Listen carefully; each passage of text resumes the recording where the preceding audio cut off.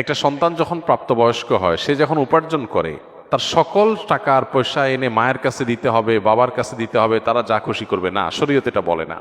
শরীয়ত বলে সম্পদ যে উপার্জন করেছে এর ব্যাপারে অধিকার একমাত্র তার।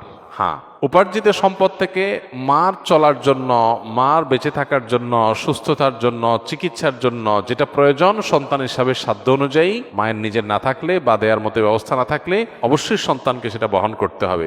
আর স্ত্রীর সর্বাবস্থায় স্বামী হিসাবে স্ত্রীর ভরণ পোষণ এটার ব্যবস্থা করতে হবে। এর বাইরে উদ্বৃত্ত টাকা সেটা ছেলে কি মাকে উপহার হিসাবে অতিরিক্ত দিবে, না স্ত্রীকে দিবে, না কাকে কত দিবে, নাকি আদৌ কাউকে না দিয়ে নিজের অ্যাকাউন্টে রাখবে, এটা একান্ত তার ব্যাপার।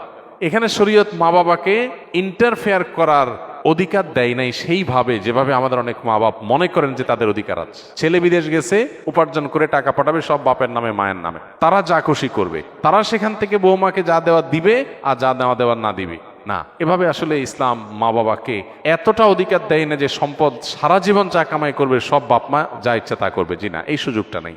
অনেক মা বাবা এটা জানেন না এবং এখানে অনধিকার চর্চা করেন তারা। সন্তান হিসাবে অবশ্যই মা বাবার সামনে যত বেশি সম্ভব নিজেকে বিনয়ী করে তুলবে, সমর্পণ করবে, তাদের কথা মতো চলার চেষ্টা করবে। তাদের লাগবে 10 টাকা, সম্ভব হলে 15 টাকা দিবে। তাদের যা দরকার তার চেয়ে বেশি দেওয়ার চেষ্টা করবে, তাদের চাহিদার চাইতে বেশি সেবা করার চেষ্টা করবে। এটা সন্তানের জায়গা থেকে তার মানসিকতা থাকা উচিত। মা বাবার প্রতি কর্তব্য বোধের জায়গা থেকে তারা আমাদের মা বাবা। আল্লাহর পরে তাদের সদাচরণ করার গুরুত্ব সবচেয়ে বেশি আল্লাহর ইবাদতের পরে, অতএব সেটা খেয়াল রাখবে। কিন্তু মা বাবা এর মানে এই না যে সব কিছু মা বাপ নিয়ন্ত্রণ করবে। জিরা, এখান থেকেই সংসারে অশান্তিটা শুরু। মা বাপ জানে না তাদের অধিকারের রূপরেখা কি এবং কতটুকু সীমানা আছে। এর বাইরে তারা মা বাপ হিসাবেও অধিকার চর্চা করতে পারে না বা তাদের ক্ষমতা তারা জাহির করতে পারে না। এটা আমাদের সমাজে জানাশোনা নেই। এই জায়গা থেকে সমস্যাগুলো তৈরি হয়। একটা হাদিস আছে, সেখান থেকে কিছুটা অনেকে ভুল বুঝেন। হাদিসটার হলো এই, নবী সাল্লাল্লাহু আলাইহি ওয়াসাল্লাম বলেছেন, আনতা ওয়া মালুকা লি আবিক, তুমি এবং তোমার যাবতীয় এবং সমুদয় সহায় সম্পদ সব তোমার বাপের, মায়ের, বাবা মায়ের। এই হাদিসের মানে অনেকে মনে করে যে কেউ যা কামাই করবে সারা জীবন যত কিছু করবে সব বাপ মার। জি না, এই হাদিসের ব্যাখ্যা হলো তুমি তোমার উপার্জিত সম্পদ এখানে তোমার বাপ মার, অর্থাৎ তাদের খরচ খরচার জন্য যতটুকু দরকার ততটুকু তোমার এখান থেকে নেওয়ার অধিকার তাদের আছে। এখানে সমুদয় সম্পদ বোঝানো হয় নাই। যদি সমুদয় সম্পদ বোঝানো হতো তাহলে জাকাত তো বাপ মার উপরে বর্তাইতো, ছেলের উপরে বর্তাইতো না। কারণ সম্পদ যদি একজনের হয় জাকাত তো আরেকজনের উপরে বর্তাবে না। এরকম আরো বহু প্রশ্ন তৈরি হবে। এই জন্য এই হাদিসটার ব্যাখ্যা আমরা অনেকে ভুল বুঝি এবং এর ফলশ্রুতিতে অনেক মা বাপ একটু বাড়াবাড়ি করেন, সীমালঙ্ঘন করেন এবং সেক্ষেত্রে স্ত্রীর সাথে ছেলের দূরত্ব তৈরি হয়। এগুলো আমাদের ব্যালেন্স করতে হবে এবং একইভাবে আপনার সম্পদের ব্যাপারে স্ত্রীরও এই মানসিকতা থাকতে হবে যে স্বামী তার উপার্জন করার পর আমার ভরণ পোষণ ঠিকঠাক মতো দিচ্ছেন কিনা। যদি দেন, এরপর বাকি সম্পদ তিনি কি করবেন? তিনি কি তার মাকে দিয়ে দিচ্ছে অতিরিক্তটা, না ভাইকে দিয়ে দিচ্ছে, বোনকে দিয়ে দিচ্ছে? এটা একান্ত তার ব্যাপার। আমার এটা নিয়ে মাথা ঘামানোর দরকার নাই, হেডেক নেওয়ার দরকার নাই। বেশিরভাগ মহিলাই অহেতুক পেরেশানি করে নিজেও কষ্ট পায়, সংসারটাকে অশান্তি করে। আমার পরিচিত এরকম আত্মীয় স্বজনের ভিতরে এরকম মেয়েদের কথা জানি যে স্বামী লক্ষ লক্ষ টাকা ধরা খাচ্ছে, কোথাও কাউকে দিয়ে দিচ্ছে, কোনো ভাবনা নেই। আমার তো এটা দেখার দরকার নাই। আমার দেখা দরকার হলো যে আমার ছেলে মেয়ে এবং আমার ভরণ পোষণের ব্যবস্থা সে করছে কিনা। সেটা যদি সে না করে, আমার অধিকার যদি সে খর্ব করে, সেগুলোও যদি সে মানুষকে দিয়ে দেয়, তাহলে অবশ্যই আমি সেখানে দাবি তুলব, যথাযথ নিয়মে আমি আর্গুমেন্ট করব। কিন্তু আমি আমারটা যথাযথ পাচ্ছি, আর দরকারটা কি? বেশিরভাগ মহিলারা স্বামীকে চায় কবজার ভিতরে আনতে, কন্ট্রোলের ভিতরে আনতে, যে আমার কথা উঠবা, আমার কথা বসবা, আমার কথা এদিক ঘুরাবা, আবার এদিক ঘাড় ফিরাবা। এই যে স্বামীকে গোলাম বানাতে চায়, এটা আরেক সমস্যা। তাহলে একদিক থেকে মা বাপের সমস্যা, আরেক দিক থেকে বইয়ের সমস্যা। এই সমস্যাটা কেন হয়? কারণ তার কতটুকু অধিকার আছে এটা সে জানে না।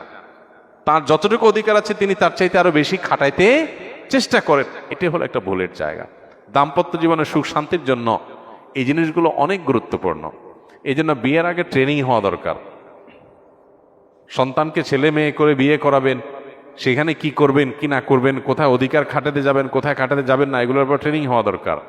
আমার অনেক দিনের স্বপ্ন ইনশাআল্লাহ এরকম একটা ট্রেনিং ডেভেলপ করার, যে বিবাহ ইচ্ছুক ছেলে মেয়েরা এই ট্রেনিং করবে। ডে লং ট্রেনিং হবে, পাওয়ার পয়েন্ট প্রেজেন্টেশন হবে, যে তারা দাম্পত্য জীবনকে সুখী করবার জন্য তাদের কোন কোন পলিসি পদ্ধতি অবলম্বন করতে হবে, চ্যালেঞ্জগুলো কিভাবে ওভারকাম করবে, এই সব বিষয়গুলো থাকবে। ইনশাআল্লাহ খুব শীঘ্রই আমরা এটা হয়তো ঘোষণায় যাব এবং এই ট্রেনিংটা শুরু করব। তো আমাদের বাসা বাড়িতে যে অশান্তিগুলো আছে, যে কলহগুলো আছে, আল্লাহ তাআলা সেগুলোকে দূর করার তৌফিক দান করুন। সবাইকে যার যার অধিকার, সবাইকে যার যার করণীয়গুলো আদায় করার তৌফিক দান করুন। আমাদের বোনদের যারা স্ত্রী হয়ে কোথাও কারোর সংসারে আছেন, কারোর সাথে দিনাতিপাত করছেন, সেখানে নিজের অধিকারের চাইতে বেশি অধিকার খাটানোর চেষ্টা তার করা যেমন উচিত নয়, ঠিক একইভাবে মায়েদের বাবাদেরও উচিত নয় সন্তানের সম্পদ এবং উপার্জনের পরে অতিরিক্ত মাথা গমানো। কোনো ছেলে বউয়ের পিছনে টাকা একটু বেশি খরচ করে, একটু বউ পাগল বেশি হয়, মা বাপ হিসাবে তাদের দায়িত্ব হলো সন্তান সীমা ছাড়ায় গেলে তাকে সুন্দরভাবে বোঝানো যে বাবা ব্যালেন্স করো, পরিমিত হও, হিসাব নিকাশ করো, অতি পাগল হয়ে যেও না। এরপর যদি দেখা যায় যে না ছেলে ভুল বুঝে বা বৌমা ভুল বোঝে, তো বাপমা হিসাবে তারা তাদেরটা পাচ্ছে কিনা তারা দেখবে, বাকিটা নিয়ে মাথা ব্যথা করবে না, বরং আল্লাহর পরে হাওয়ালা করে দিবে। কারণ বিয়ের পর বিশেষ করে কয়েক বছর পর্যন্ত, একটা নির্দিষ্ট সময় পর্যন্ত এই পাগলামিগুলো ছেলেরা করে। এরপরে আস্তে আস্তে হুঁশ ফিরে আসে, মাথায় ব্যালেন্স হয়, তখন সে আর আগের মতো পাগলামি করে না। তো এই টাইমটাতে মা বাবার সহযোগিতা করতে হয়, হেল্প করতে হয়। মা বাবা এখানে এসে জোর খাটাতে গিয়া অশান্তি সৃষ্টি করে দিলে এই যে পলাশ সাহার মতো ঘটনাগুলো ঘটে, এই ঘটনাগুলো যেন আমাদের পরিবারে না ঘটে। আল্লাহ আমাদের মা বাবাদেরকে এবং স্ত্রীদেরকে সবাইকে যার যার দায়িত্ব কর্তব্যের সীমা রেখাটা বোঝার তৌফিক দান করুন।